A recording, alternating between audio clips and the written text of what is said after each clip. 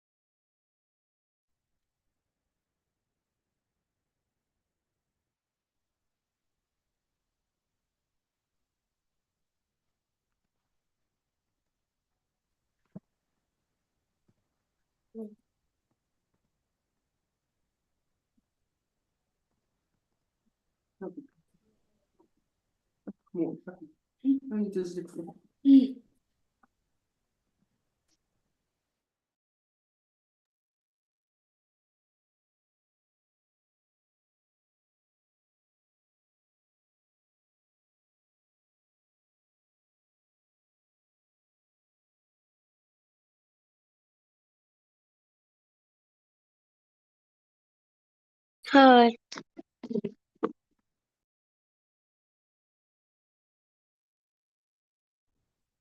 السلام عليكم. وعليكم السلام.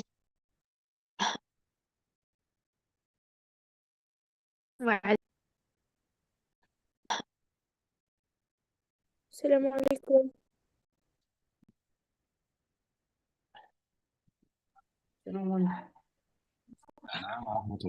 Hello guys, how are you?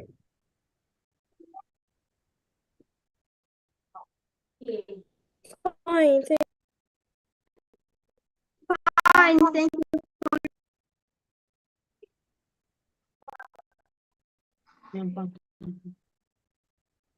I'm fine too.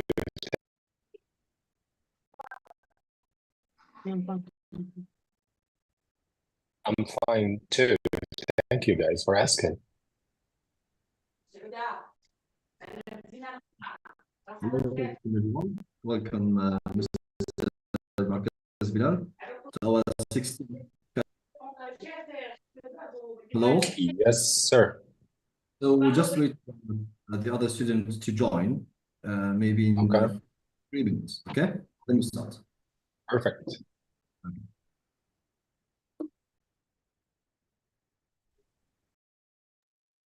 Hello.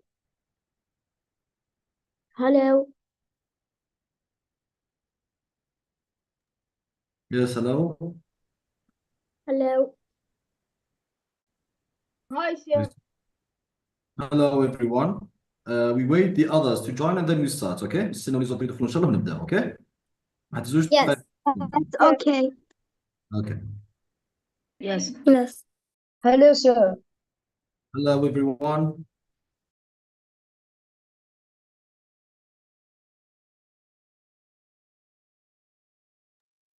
Hello. Hello. Yes, hello. Hello. Hi, sir. Hello everyone. We wait the others to join and then we start.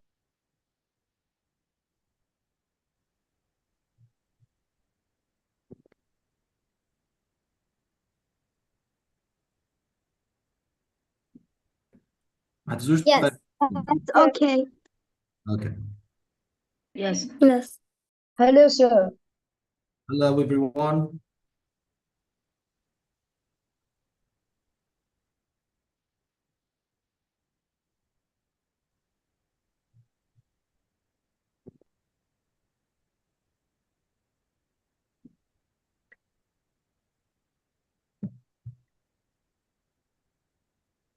Hello, sir. How are you?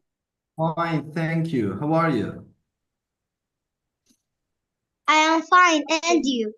Alhamdulillah. Mirihan, I think. This is Mirihan. So I think more 2 minutes and then we start.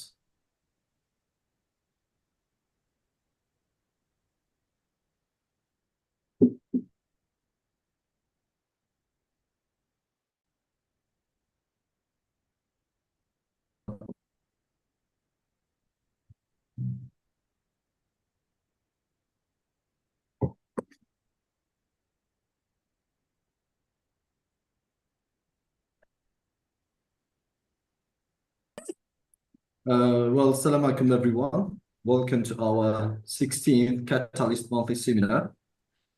Let me first, our guest, Mr. Bouwakaz Bilal, for accepting our invitation to be our guest in this 16th Catalyst Monthly Seminar. Before we start, let me first give introduction about this seminar. So one of the most important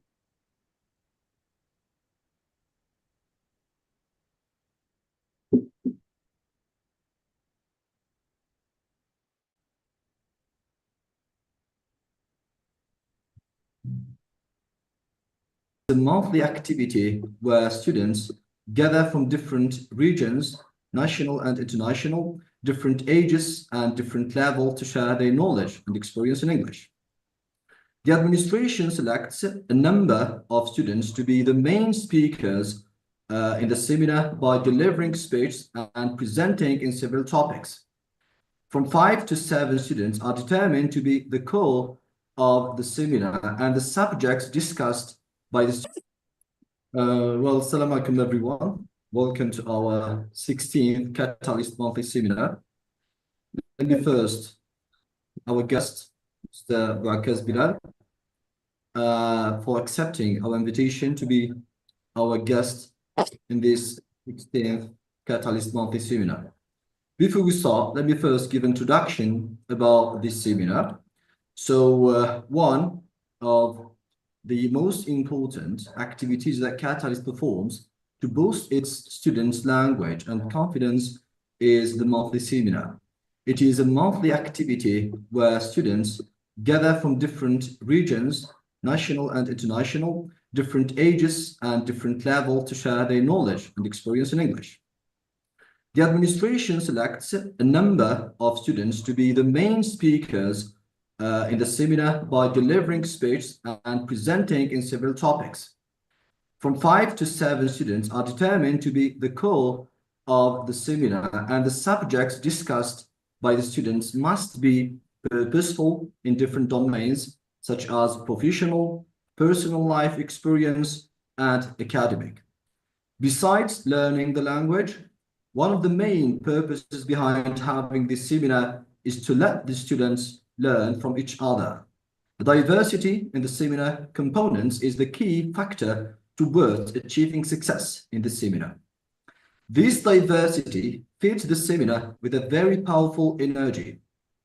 Students from secondary and middle school have the opportunity to meet and discuss with lecturers at university, engineers, dentists, medical doctors, teachers, and other professional and academic personalities. This combination between diversity, experience, and learning the language in the form of communication contributes in building our students' confidence despite their ages and study levels. In addition to the subject presented by the student in the seminar, other activities such as motivational speech, news report, and dialogues for beginners are also among the activities performed in the seminar. These activities, or these different activities, made the seminar very fruitful and beneficial. Furthermore, one of the attractive strategies followed in this monthly activity to make it as beneficial and successful, of course, is the guest of honor. The administration invites a native speaker or like native speaker or someone who lives in a native speaking country and has a very deep experience there to be guest of honor in the seminar. Most of the guests of honor are from USA, UK, Canada, and Australia. Of course, inviting a native speaker or like native speaker or someone who has a good experience there in a native speaking country to the seminar would make it very special, as students get very excited when they deal with a native speaker or someone who has experience dealing with English language in a native speaking country.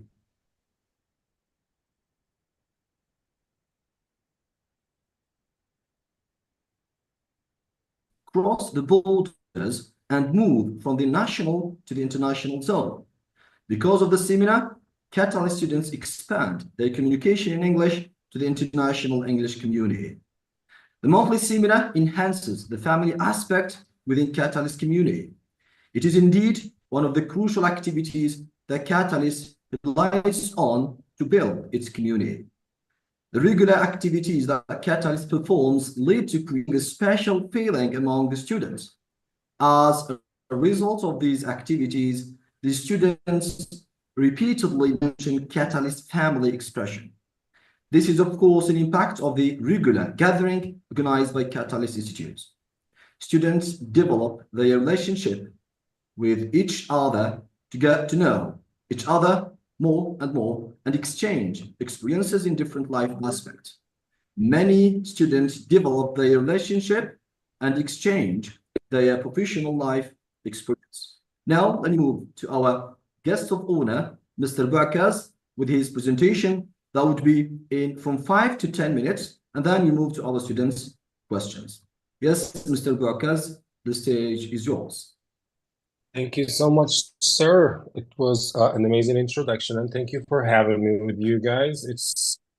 There is nothing I would love more than to see these beautiful young faces gathering late night on a Friday weekend, and with exams approaching, and with the will to share their for skill learning and love for critical thinking. My name is Bلال Bouعكاز. I am a graduate of the University of Constantine in 2012. I got lucky to get a scholarship to study in the US at the University of Vanderbilt, at Peabody College of Education, where I studied comparative education and curriculum design. I am also a private school owner in Elborj, and this is my daughter. So if she comes around, just say hi, okay? I manage a school here in Elborj, and we are lucky to have wonderful students like you, where they make our life more purposeful. They make us love going to our jobs, and they make us love seeing the challenges and the growth that you all are going through, and we enjoy every second of it. As I told the administration earlier, I really would love this to be a sort of an interactive conversation where you guys ask the questions you want to know, and I try to answer within my abilities. But first, let's have a quick introduction of the American educational system. So the first thing you should know, guys, at your age, is that the American educational system is no different than any other country.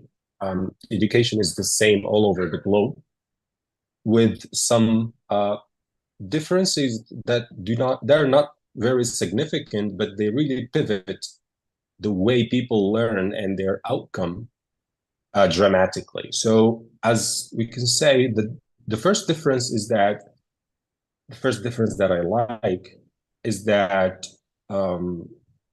every state every district decides on their own curriculum, their own program.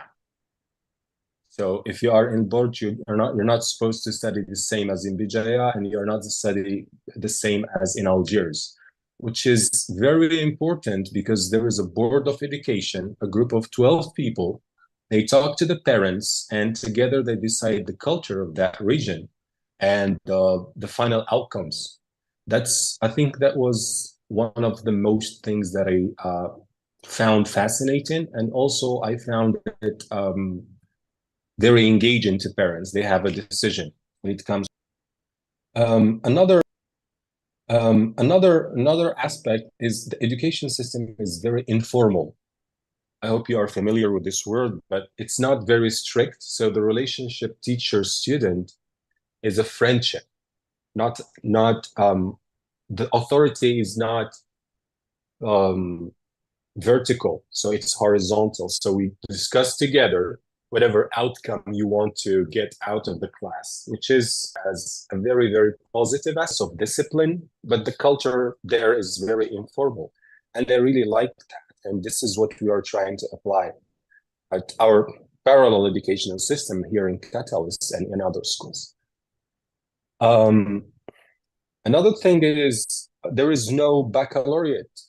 There is no final national exam where you guys get stressed and don't eat for 12 months because you want to succeed. So your final score is based on the 4 years of high school combined together. And you can go to college or university and you study there. There is something to mention here is that some higher universities, highly ranked universities, they require the SATs, which is an independent exam center. It's totally private. They design this test every year for highly ranked universities, and whoever scores best gets to go to those universities. What is there else to mention? The fourth point, I think that is the most important thing, and I really, really wish that I can see it here in every school, which is social engagement, community engagement. So in the schools, you are not going just to class and going home. Most of your time is going to be spent doing project outside of the classroom. I give you an example of a story of the entrepreneurship education that starts in middle school.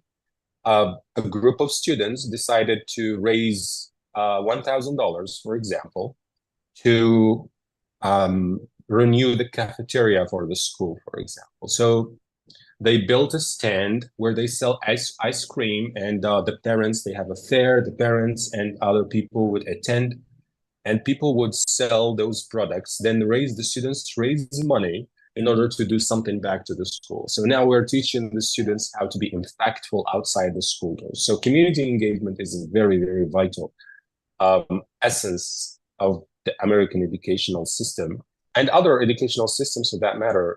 Asian educational systems are following the same pattern, and it works perfectly. So the main point here is that you as a student, you're not supposed to be memorizing information and getting back to the exam paper, but however, you're going to be evaluated or assessed based on your project. And your project is not a piece of paper as well. It's not a presentation, but it's something that you guys do outside of the school. Well, parents help, other teachers help, but their only help would be to guide you guys, and if you need authorization going to one place to another, they need to go with you as an adult because you cannot go to alone as children. So that's something that I really like. Now, stopping the presentation now, and I really would love to hear from you and hear your questions and have a friendly discussion. Thank you indeed, Mr. Bouwakaz. Thank you for this presentation. Let's now move to the audience. Those who want to ask, please raise your hands. Yes, Dr. Layadi, first, please. The stage is yours. You can ask your question. Yes. Assalamu alaikum. Hello, everyone. First of all, I would like to thank Mr. Bowعكاز about the clear and deep explanation. So just I have some comment about the type of teaching. When you talk, for example, about the type of teaching or relationship between student and teacher, sometimes it's informal way of teaching. So maybe it's not a formal way. Maybe the type of formal can or has a big impact on the quality of teaching. What do you think about Algeria method? So concerning maybe USA, is not the same compared to Algeria. So here in Algeria, sometimes in public schools, I think that the best way is in private schools is better or more formal than public schools. So in public schools, in general, there is some rules. However, the rules of teaching aren't more serious. So what I have following my experience, I think that a private school are better than public schools. Why? Maybe the type of the relationship between teachers and students has a big influence on the teaching, on the quality of teaching and training. Just could you give us, for example, so explanation or the way of the quality of teaching concerning this point of view? So thank you for the question, sir. Let me first make sure that I understand the question. So here you were trying to make to differentiate between public and private schools in Algeria in comparison to the US or other countries' educational style. Is that correct?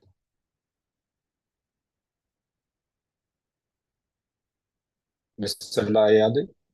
Is that correct? I got the question right? Yeah, yes. So it's yes, it's this question. Yeah, yeah. Yeah. Okay. Thank you. Well, it's very difficult question. It's very difficult to make that comparison, but I would comment on that. So there is no better. The idea of something better than something else is just a wrong point to start from. It's just different, you know? So in the United States, they found a system that works for their economical goals and their cultural goals. We are doing the same in Algeria, and a lot of teachers are doing an amazing job. They're amazing job. We have highly qualified people, and regardless of the difficulties that they are facing in their jobs every day, they're getting a generation that is really smart and really qualified to compete at an international level. You are an example here. You are the result of the Algerian educational system. I'm not saying it's perfect. It needs more courage in making some radical changes or improvements, not changes, improvements, but it's not different. But now I think the main difference here that we should work on is that in Algeria, we focus a lot on teaching and we forgot learning. So the main difference is in other countries, they focus more on learning. So if we take Amira here or Maram, for example, we develop a system that will help her learn, not help us teach her. So the students are more responsible for their learning experience. So if you give them a project or something that there is a learning outcome from, you give them the chance actually to make the mistake. And we evaluate and assess based on the efforts. You know, it's not the results. If they can do it right, so they don't need our help in the first place. So the perfectionist mindset in the Algerian educational system is what making teachers suffer and making students. So we can reduce the frustration by not aiming for what's right, but focusing on the process. If the students goes through A, B, and C, he will learn. So whether it's perfect or not, Doesn't matter. Yep. You join us? Okay. So maybe the same. We made a debate about the type of teaching, focusing on teachers or using smart computers. We have in the same. So maybe some students are have a strong relationship between their teachers. Some students, maybe yes. Or maybe this kind of teaching has an impact about the professionalism. To learn without teachers, sometimes just a teacher can play the role of a guide, just as a remote from afar, can, for example, control the student just using some computers and software and links in order to motivate the student to be. Maybe it's better than can play the role of a guide, just as a remote from afar. Student just using some computers and software and links in order to motivate the student to become more autonomous in teaching. Maybe it's better than. I am not with the idea of leaving the student free. Yeah. A student needs an anchor. The educational system is an anchor that brings him back to what needs to be done, right? Because when you go on the internet now, you can learn anything, but you cannot know if it's going to be useful or not until it's too late. So the teacher is the anchor that guides the students through his path. The idea of leaving the student free. Yeah. A student needs an anchor. The educational system is an anchor that brings him back to what's not leaving him alone. Just sometimes it's maybe preferable for adults and like students of universities. It's not until it's too late. So the teacher is the anchor that guides the students through his path, not leaving him alone. Just sometimes it's maybe preferable for adults and like students of universities. It's not young people. Yeah. Mm-hmm. Yeah. Thank you for the question. Hello, everyone. Good afternoon. I want to thank Mr. Bلال Bouعكاز. My question is a short question. What is the difference between? Thank you very much for the questions, and thank you, Mr. Bouعkaz, for the answers. Let me now move to the next student. Yes, Mr. Sliman, please. The stage is yours. You can... College and university in USA. Yeah, it's a very, very common question, and for me, it took me a while to understand, because the thing about the US is every answer to every question is not a yes or no. It depends. My question is a short question. What is the difference between college and university in USA? Yeah, it's a very, very common question, and for me, it will come up. I took the liberty. Can you give me the chance to share my screen to select a picture? And I think it summarizes the answer to the question. If you can share. Okay, perfect. So this is the educational system. This is how the educational system is divided. Can you guys see my screen? Yes, we can see it. Yes, we can see. Yeah. Well, the laptop screen. So when you, as you see, every state, every system, every school has the right to navigate this diagram as it likes. Okay. So after you finish high school, which is a mess, as you can see, there are combined junior and high schools. There are senior high schools only. So anyway, when you finish the K-12, which is 12 years of education, we call it the K-12. It's the same as Algeria. It's a K-12 system. Now you have unlimited opportunities. So the first opportunity is vocational technical institutions. for us in Algeria, is Tekwin Mihani, right? It's something. It's a place where you go and learn to do something with your hands, to have a craft, right? Directly to start a business or to work for someone, but you're going to be using your hands, whether it's mechanical or I don't know about nurse. A lot of ideas, but a junior community college is a 2-year diploma that will allow you to enter a low, I don't want to say it wrong, that would allow you to enter a limited skills-based job. So you just go for 2 years study education and you go to be a substitute teacher, for example. You don't want to go through the whole system of education, right? It's not a bachelor degree, it's pas une licence, but it's a community college. The other program is the undergraduate school, which is going to be 4 years, like us, la licence, 4 years.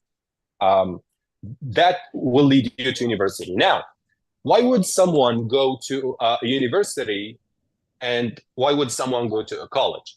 A lot of aspects here. First, your results in high school. Sometimes your scores in high school would not allow you to go to university. That's number one. The second is the SAT, which is an exam that some universities, well, a lot of universities require. They schedule it every 6 months and you pass it, and it's a little bit difficult. Some people cannot get a good score to get them to university. The third part is if you have an SAT, you have good scores, but you don't have money, because we need to understand something, that after high school, everything is private. There is nothing called the Ministry of Higher Education in the US. Everybody can start to university. Harvard was a group of people who gathered in a club in the forest, and that turned into university later, right? So anyone can start to university. You can start to university by using 3 teachers. Literally, Katalyst can be in university one day, inshallah. And it's going to be the same idea in Algeria too. It's starting. So a community college is a very small, let's imagine it's a building the size of a high school, right?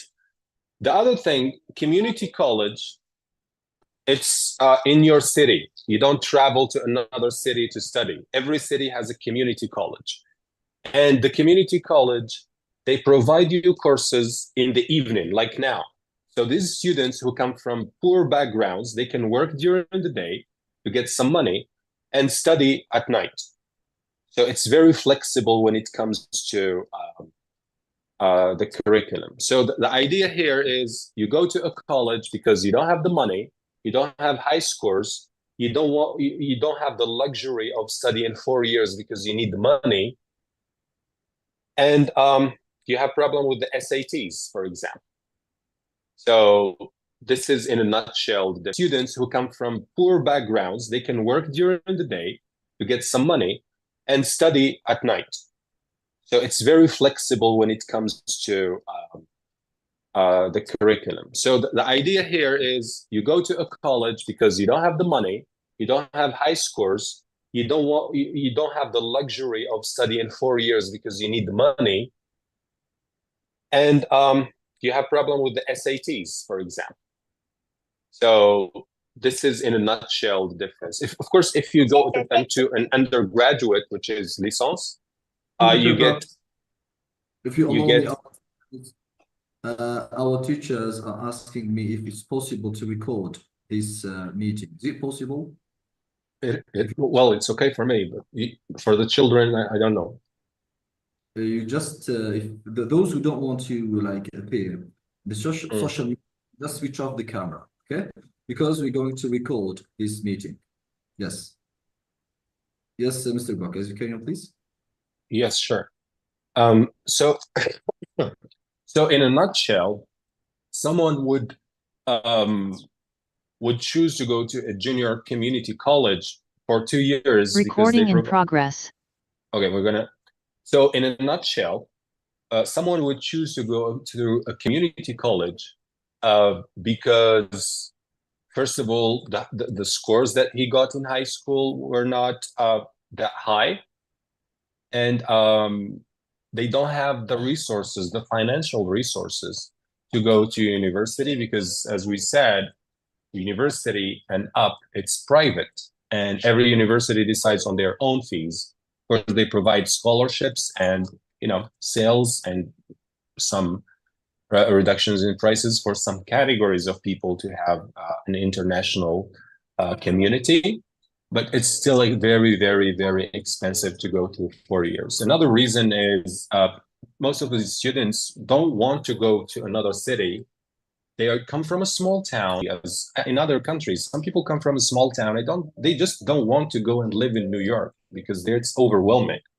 And it is an overwhelming city. They just like their small life, their city. They go to that college for 2 years. They learn all the necessary things, but they don't want to go through master degrees or School of Medicine or PhD.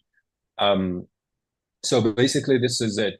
Scores, finances, and culture. The third activities they should have. And let me focus a lot on paracurricular.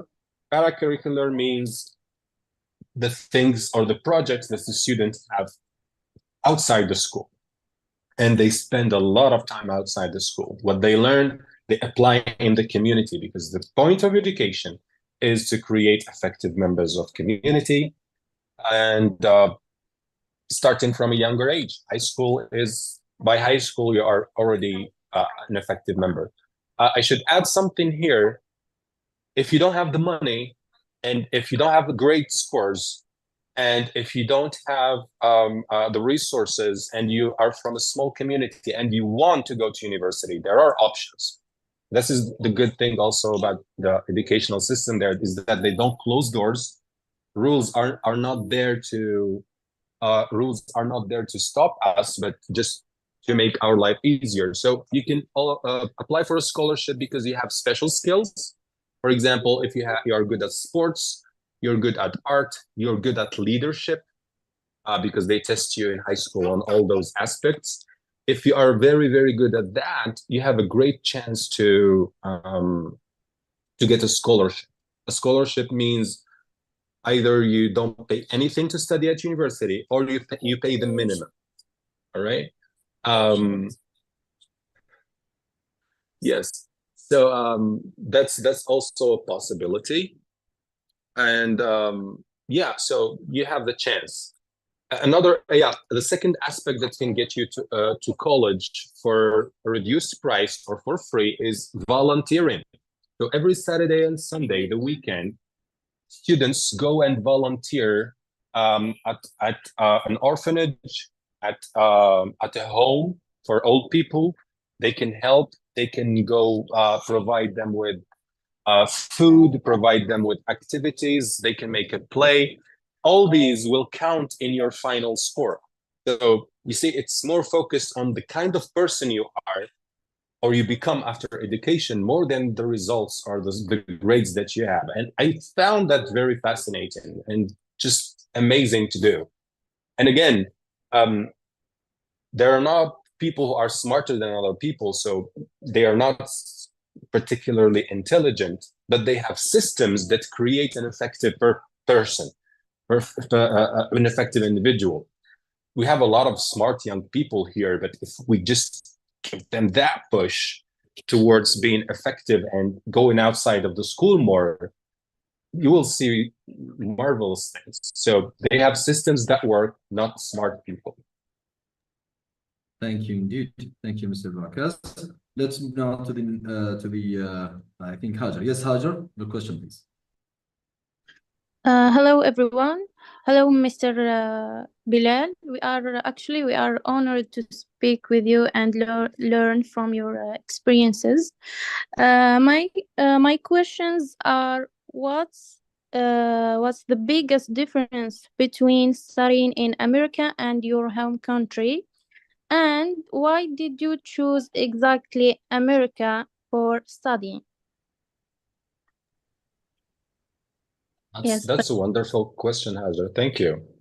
Thank you. The difference, Yeah, I would say the main difference, well, a lot of differences when it comes to that, but the difference is students are more engaged outside of the school. So a lot of projects that you do in school, you go outside as a group of 5, accompanied or shepherded by an adult, and you provide results by the end of the trimester or the semester. So that's something very, very nice. Another difference is it's informal. Teachers and first, there is respect out there between all members.